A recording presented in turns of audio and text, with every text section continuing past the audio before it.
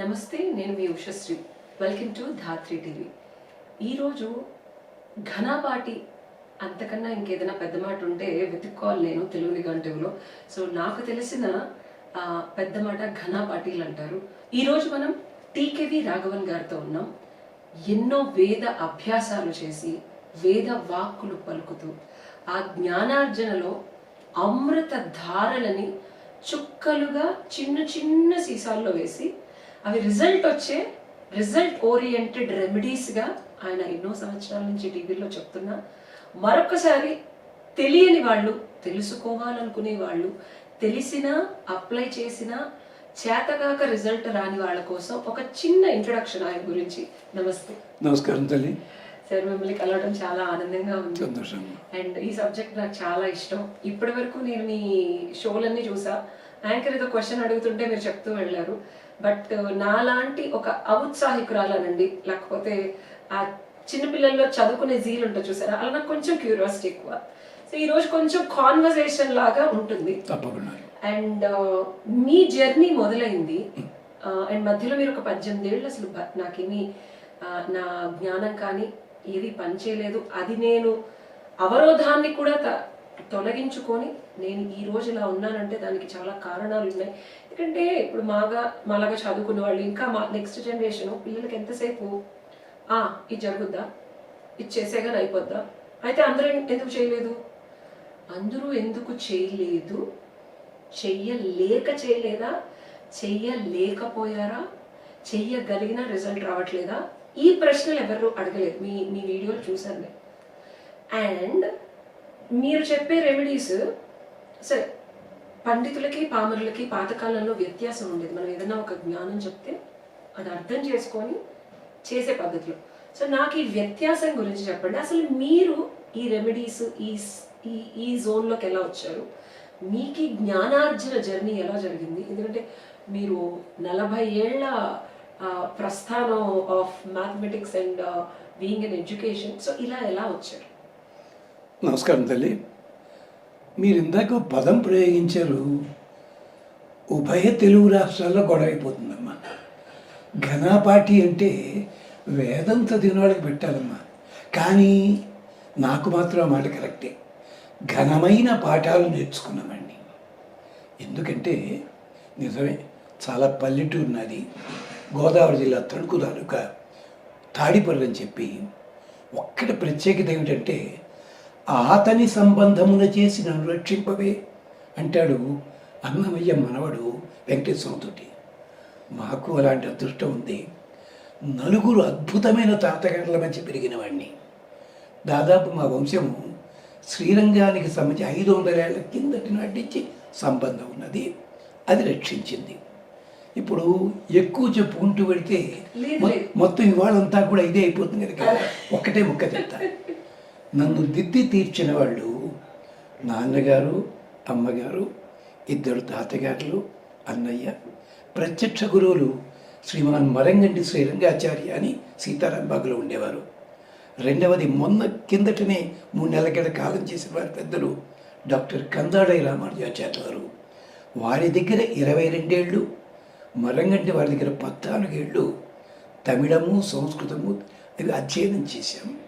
అంతేకాదు, ఇలాగా మొత్తం 11 మంది గురువుల దగ్గర ప్రత్యక్షంగా పరోక్షంగా సేవించుకోగలిగాము. అంతేకాదమ్మా, ఒక బండరాయి శిల్పంగా చెక్కడానికి ఒక్కొక్కరు ఒక్కొక్క ఉలిదెబ్బ వేస్తారు. చిన్నప్పుడు ముద్దమాట ఉండేది. 9వ క్లాసులో ఉన్న కీచకవధ ఘట్టం పద్యం చదవమన్నారు మాస్టర్. క్లాసులో ఒక్కడే చదివిస్తారు. నీచవంచ అభిజాతం అని చదువుతున్నా. అలా చదవకూడదు. నీచవంశాభిజాతం నన్ను అడుగుదగునే దడా ఉడుకు. మరి తెలుగు మాస్టర్ లాగ్ కొట్టాలి కదా, కొట్టలే. ఒరే అబ్బిగా, అద్దంకి వారి వీధి కదా నువ్వు, మీ పక్కింట్లో సోమయాజి ఉన్నాడు ఏమిట్రా? ఉన్నారండి సోమయాజులు గారిని. తెలుగు ఆయన కాదు, తిక్కని సోమయాజి ఉంటాడు. ఎలా వచ్చిందిరా అది? నీచవంశాభిజాతను అనకుండా నీచవంశ అభిజాతను నన్ను అడుగుదగుని. ఎంత బాగా చెప్పేవారు నర్తంశాల్లో సావిత్రి వెళ్ళలోనూ. తప్పు చదివినా కూడా ప్రేమగా సరిదిద్ది దాంట్లో ప్లస్ పాయింట్ని తీసిపెట్టి చదువు సాధిస్తావు నువ్వు అలా చెప్పిన ఆకెళ్ళ సూర్యప్రకాశం గారి మాస్టారు. అలాంటి వాళ్ళు ఒక 20 మంది ఆ కారణం చేత. అంతేకాదు నా యవ్వన దశలో ఉండగా 18 ఏళ్ల వయసులో మా అన్నగారి దగ్గర ఉండేవాడిని నేను. నాకంటే 4 ఏళ్ళే పెద్ద. ఆయన మ్యాథ్స్ లెక్చర్ని. ఆయన అన్నారు, హాయిగా నువ్వు చదువుకో మ్యాథ్స్, ఇతరం కూడా చదువు, నాటకాలు, సంగీతం అన్నిట్లో పెట్టు, కానీ focus should be there. Remember that locus may be different, focus అన్నారు ఆయన. అలాంటి వాళ్ళందరూ తర్వాత మరి ఇంట్లో వాళ్ళు కూడా అనిస్తే తప్ప ఇవన్నీ చేయలేం కదా. అందుకని 40 ఏళ్ల ప్రస్థానంలో దూరదర్శన్ మొదలుపెట్టి 2000లోనూ అక్కడి నుంచి ఈటీవీ, దాంట్లో కూడా మంత్రబలం అని చెప్పి వేద మంత్రాలు చేసేవాడిని. అది బోలెటి పార్థిసింగ్ గారికి నమస్కారం చెప్పాలి. ఇలా వీళ్ళందరూ కూడా ప్రత్యేకించి గురువులైతే మా గురువులు మరగంటి వారు కన్నడలో చెప్పిన ఒకటే మాట, తక్కువ చెప్పు తప్పు చెప్పకు, సాంప్రదాయ భేదం ఉన్న వాళ్ళని దూషించకు, ఆ సాంప్రదాయంలో రహస్యం తెలుసుకు మాట్లాడు. ఎంచేతంటే వనితకు భాగసొమ్ములు మంగళసూత్రము తానవును అన్నాడు త్యాగరాజస్వామి. నీ ఆచారము నీ కులదైవం మంగళసూత్రం లాంటిది, మిగిలిన బంగారు ఆభరణాలు అవి తక్కువ కాదు, అవి అవసరమే, అది పద్ధతి. అంచేత అలా ఉండు, ఎక్కడ కట్టువైన మాట మాత్రం వద్దు. చిట్ట చివరిగా ఒక్క మాట, హనుమంతుడు సంకల్పించినప్పుడు ధృతి, దృష్టి, మతి, దాక్ష్యం ఈ 4 ఉండాలని చెప్తాడు ఒక చోట శ్లోకంలో, సుందరకాండలో. ఈ 4 దగ్గర పెట్టుకో, సాధించు నువ్వు. అవంటే ఏంటి గురువుగారు? ఏమా? ధృతి, దృష్టి, మతి, దాక్ష్యం. ధృతి అంటే నేను చేస్తాను, హనుమంతుడిదే. నేను పెడతా కదా సముద్రం తట్టి, లంకంటే ఏ బొబ్బర్లంకా వెళ్ళను, లంకాం రావణ పాలితాం, అక్కడికి వెళ్తాను నేను. ఇది ధృతి. దృష్టి అలా ఉంది, అక్కడ ఫోకస్ చేశాడు. మధ్యలో మతి, సురస వచ్చి మింగింది, ఉపయోగించాడు బుర్రని. మతి నోట్లోకి వెళ్ళి బయటకు వచ్చేసి, కానీ నోట్లోకి వెళ్ళొస్తే అపవిత్రం అవుతాడు కదా. అపవిత్రమైతే ఏం చేయాలో తెలుసా అమ్మా? ఇప్పటికీ పాత రోజుల్లో ఉంది, ఎదురుకుండా పెద్దవాళ్ళు కనిపిస్తే వాళ్ళకి దండం పెడితే ఆ అపవిత్రత పోతుంది. కాళ్ళకి ఎక్కలేదు, దండం పెడితే చాలు అపవిత్రత పోతుంది. తెలియకుండా నేను 3 సార్లు పెట్టేసా గురువులు. అందుకనే హనుమంతుడు నోట్లోంచి వచ్చి దాక్షాయణి నమోస్తుతే, ఎందుకు నమస్కారం, ఎందుకు ఓడించేసాడు కదా ఆవిడ్ని కాదు. అదనమాట ధృతి, దృష్టి, మతి. దాక్ష్యం అంటే క్యాపబిలిటీ, ఎబిలిటీ, అది చేయడం ఇలాగన్నది. ఆ లంక్ ఆవిడ ఛాయాగ్రహం వచ్చింది, పట్టించుకోలే, చీల్చలు మార్చాడు. అదనమాట ఈ 4 ధృతి, దృష్టి, మతి, దాక్ష్యం, దక్షత. ధృతి, దృష్టి, మతి, దాక్ష్యం, దక్షత. అది ఉన్నవాడు ఇంక. అందుకనే మధ్యలో అతను కాస్త ఫీల్ అయ్యాడు, అయ్యో సీత కనిపించాడు అన్న, వదిలిపెట్టిన పని. అలా అయినా కానీ ఇవన్నీ ఉన్నాయి, సహజం అది. ఇంచేత పడవ మీద ఎడుతున్నప్పుడు పడవ నడిపేవాడు అంత గట్టివాడైనా కెరటాల తాగి నీళ్ళ కదులుతుంది, అది తప్పదు, కంగారు పడకూడదు, వాడు చుక్కాన్ని జాగ్రత్తగా పట్టుకోవచ్చు. అయితే ఇక్కడ నాకు ఒక ప్రశ్న, ఇప్పుడు విమెన్ ఆంటర్ప్రెన్యూర్స్ చాలా మంది ఉన్నారు. అవునమ్మా. అంటే ఇటు మాకు అంటే సింగిల్ గా ఉండి వ్యాపారాల్లో, వృత్తి విద్యల్లో ఉన్న వాళ్ళు ఉన్నారు, ఇటు పెళ్లిళ్ళు చేసుకొని పిల్లల్ని సాకుతూ వద్దన్నా కాదన్నా బాధ్యతలు, బరువులు, పరాయి మగవాళ్ళతో మాట్లాడటం అవనివ్వండి. ఇప్పుడు మీరు చెప్పినట్టు ధృతి, దృష్టి, మతి, దాక్ష్యం. సో ఇవి మా దగ్గర ఎంతున్నా, ఎలా ఉన్నా, మాకు మేము పెంచుకుంటున్నా, రియాలిటీలో సక్సెస్ అనేది చేరుకోవడానికి చాలా కష్టం అవుతుంది. అంటే అబ్బాయిల కన్నా ఈ ప్రశ్న నేను ఎందుకు అడుగుతున్నానంటే ఆడపిల్లలకి. ఇంకొకటి ఇక్కడ నేను ఒకటి చెప్పాలి, ఇప్పుడు కొంచెం అందంగా ఉండి వచ్చే వాళ్ళకి దృష్టి వచ్చేస్తుంది, ఇది చాలా మంది ఆడవాళ్ళు గమనించట్లేదు. అండ్ ఒకటి నాకు కావాల్సిన సొల్యూషన్, ఆడపిల్లలు వద్దన్న కథను అందంగా కనిపించాలి. మేము ఇలా జుట్లు వేసుకొని లేకపోతే పిచ్చి పిచ్చిగా ఉంటే మాకు బాగోదు, చూసే వాళ్ళకి బాగోదు. అలా ఉన్నప్పుడు దృష్టి కలుగుతుంది, దాన్ని ఎట్లా క్లియర్ చేసుకోవాలి మేము. అండ్ దృష్టి కలిగిన తర్వాత మమ్మల్ని మీరు ఇందాక ఆయన వెళ్ళి దండం పెట్టారు, క్లీన్స్ చేసుకున్నారు అన్నారు. సో దృష్టిని మేము క్లీన్స్ చేసుకున్నా వద్దన్న కథన అట్రాక్షన్ మగాళ్ళలో మేము ఆపలేకపోతున్నాం. దానివల్లే ఈ సెక్షువల్ హెరాస్మెంట్ కేసులు అవ్వండి, లేకపోతే what ever is happening. Second problem, మాకు వద్దు అని చెప్పిన తర్వాత దీనికి ఏమన్నా చిట్కాలు కానీ మంత్రాలు కానీ, ఒకటి మమ్మల్ని మేము దృష్టి నుంచి బయటకు రావడానికి, రెండోది మమ్మల్ని మేము ఎదుటి వాళ్ళలో అలాంటి దృష్టి కలగకుండా, ఒకవేళ కలిగినా అది మాకు ఇబ్బంది పెట్టకుండా, ఒకవేళ ఇబ్బంది అయినా మాకు బుద్ధి దక్షత, ఈ రెండు ఎలాగనేది ఈ రెండు మాత్రం చెప్పండి. ఎందుకంటే చాలా ప్రశ్నలు చూసాను, వీటికి రెమెడీస్ అనేది రియల్ టైం. సమాజంలో ఒక తప్పు ఎక్కడ జరిగిందంటేనమ్మా, ఆడవాళ్ళు అనేసరికి ఎంతసేపు కూడా పతివ్రతల కథలన్నీ చెప్పి చెప్పి చెప్పి నూరిపోసి చంపారు తప్ప కథల్లో అంతరార్థం ఎవళ్ళు చెప్పలేదమ్మా. అర్థం చెప్తున్నారు కానీ గురుగారు ఇలాంటి వాళ్ళు అర్థం ఉంటుంది. నాకు మా మామయ్య గారు చిన్నప్పుడే 3 ఏళ్ళకి భగవద్గీత చదివించారు. ఎదుకుల వంశాల పుట్టాగంటే అది స్టాండర్డ్. మా మామయ్య నాకు మూడో అంటే నాకు సంవత్సరం 9 నెలలకి మాటలు వచ్చాయి. 3rd ఇయర్కి చెప్పింది ఏంటంటే, చింతలి అర్థం వేరు, దానిలో ఉండే నిగూఢ అర్థం వేరు. అండ్ అర్థం వివిధార్థం, నానార్థం, ద్వంద్వార్థం, నిగూఢార్థం, పంచభూతాలు ఉన్నట్టు 5th లెవెల్లో కృష్ణుడు చెప్పింది. అది కనుక నువ్వు వినగలిగితే, అది కనుక నువ్వు కనగలిగితే, అనుభూతి పొందగలిగితే భగవద్గీత అప్పుడు అర్థం ఉంది. అప్పుడు వరకు చదువు భగవద్గీత అని చెప్పారు, అంతేకాని కంఠస్థ చెప్పాలి. నాకు ఇందులో మీకు నుంచి కావాల్సింది, ఎందుకంటే మీరు వేదాలు చదివానని చెప్పారు. అండ్ ఇతిహాసాలు, పురాణాలు, ఎంతసేపు కూర్చొని కథలు చెప్తున్నారు. ఏదో మహా అయితే అందులో ఉండే చిన్న చిన్న సారాంశాలు, అది మేము చదువుకున్న అర్థమవుతుంది కదా మా బుద్ధికి. మీలాంటి జ్ఞానులు, యోగులు మాకు చెప్పాల్సింది నిగూఢ అర్థం. ఒక్కటమ్మా, ఇది ప్రయత్నం చేసి క్షమించాలి. దెబ్బతిన్నాను నేను. ఒక ప్రముఖ మీడియా సంస్థకి ఉపపాత్రలనే పేరుతోటి సుకన్య, అరుంధతి, సీత ఉపపాత్ర కాదు, పనిగట్టు ఉపపాత్ర అని చెప్పాను. సీత, అరుంధతి, లోపాముద్ర. అందరివి నేను ఇప్పుడు చెప్పను, లోపాముద్ర చెప్తానమ్మా. అప్పటికే అగస్త్యుడు ముసలాడైపోయాడు. ఎవడు పిల్లని పట్ల అమ్మాయిని తయారు చేశాడు మానవుడు. ప్రపంచంలో ఉండే ఉత్తమ గుణాలన్నీ పట్టుకొచ్చి ఆ పిల్లలో పెట్టాడు. అంటే లోపములు లేని ముద్ర కలిగినదని పేరుతోటి రోమపాదుడు ఇచ్చి పెంచమన్నాడు. 6 ఏళ్ళు పోయిన తర్వాత ఆ పిల్ల నుంచి పెట్టి అన్నాడు. ఇది ఎక్కడ గొడవరా?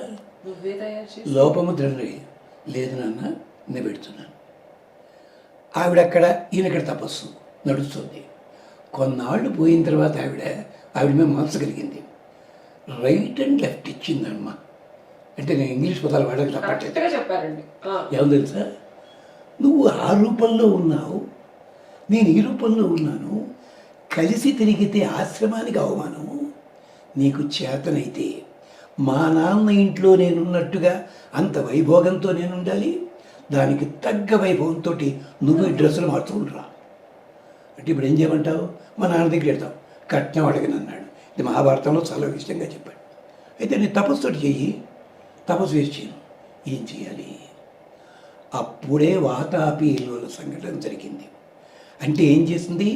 She goaded him to do certain thing which is useful for society. మొట్టమొదటి వాతాపీల దగ్గరికి వెళ్ళా, 4 రాజుల దగ్గరికి వెళ్ళి డబ్బు అడిగాడు. వాడు బ్యాలెన్స్ షీట్ చూపించి ఆదాయం ఇది, వ్యయం ఇది, దేవదాయ ధర్మదాయ ఇవ్వడానికి మా దగ్గర లేదు, నెక్స్ట్ ఈయనకే ఇస్తా ఉన్నారు. ఈ దుర్మార్గుడు దేవాదాయ ధర్మాదాయ మార్చేశాడు వీడు. అప్పుడు వాళ్ళు చెప్పారు, ఒక బ్లాక్ మార్కెటర్ ఉన్నాడు, వాడి దగ్గరికి వెళదాం, అది మీరు ఉపయోగించున్నారు. అప్పుడు ఆయన ఏం చేశాడు? వాళ్ళని చంపి 4 భాగాలు చేసి ఈ రాజులకు అప్పచెప్పి ఆస్తి అంతాను మీరు దేశక్షేమానికి ఉపయోగించండి అని చెప్పి తనకు కావాల్సిన బిల్డింగ్ కట్టుకుందాం అనుకున్న తర్వాత నవ్వొచ్చింది. సరే, తన తేజస్సుతోటే లోపాముద్రకి సంతానాన్ని ఇచ్చాడు. అంటే ఏమిటనమాట? She has the capability to direct any person.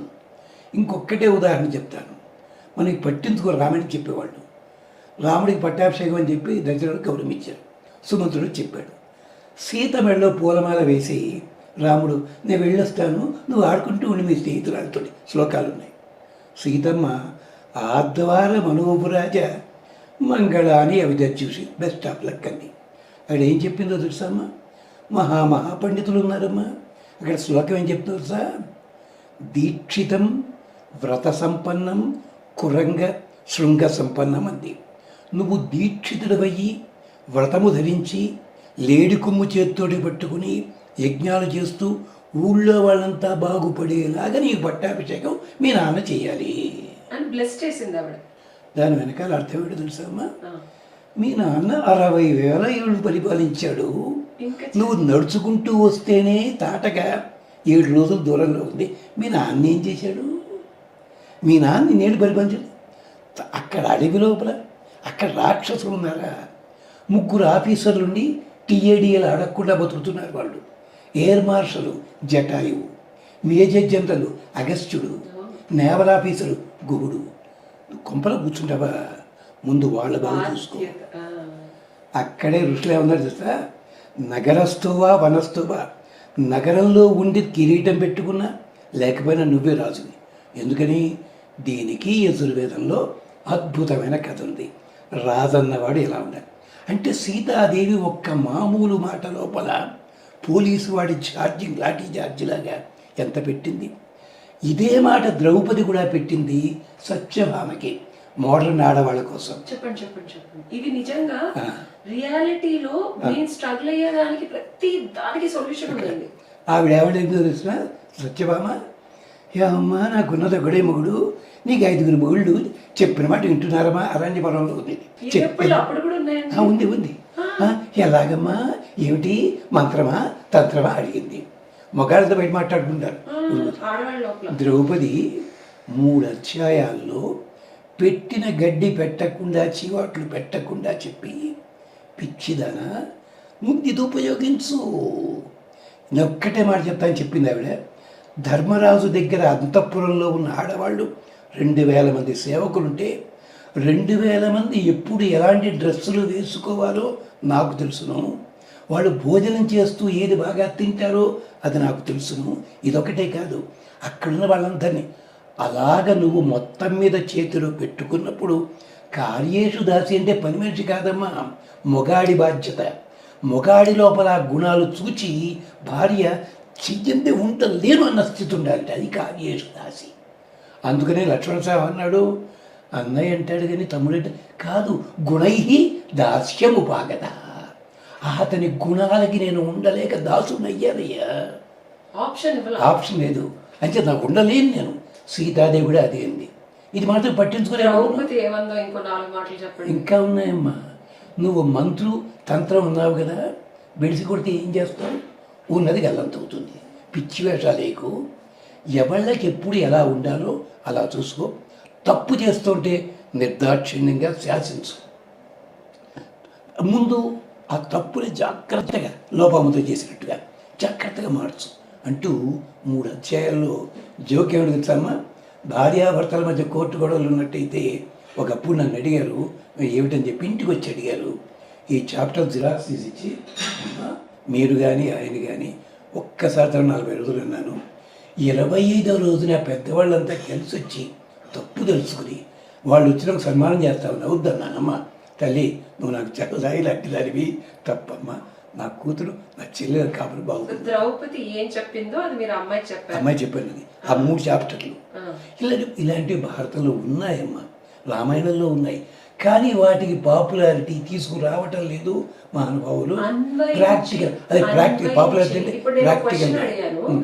మీరు ఇప్పుడు చెప్పిన స్టోరీ అంటే చిన్నప్పటి నుంచి రోజు కథ చెప్పంటే పాలు తాగేదాన్ని కాదు, తినేదాన్ని కాబట్టి నాకు ఇది అలవాటు. జనాలకి ఇప్పుడు ఎంతసేపు క్విక్ ఫిక్స్, మెక్డానల్డ్ బర్గర్ లాగా ప్రాబ్లం ఉంది, నాకు ఇదంతా కాదండి గురుగారు మంత్రం చెప్తారా చెప్పండి, అది కూడా 5 రూపాయలు 10 రూపాయలు అయిపోవాలి.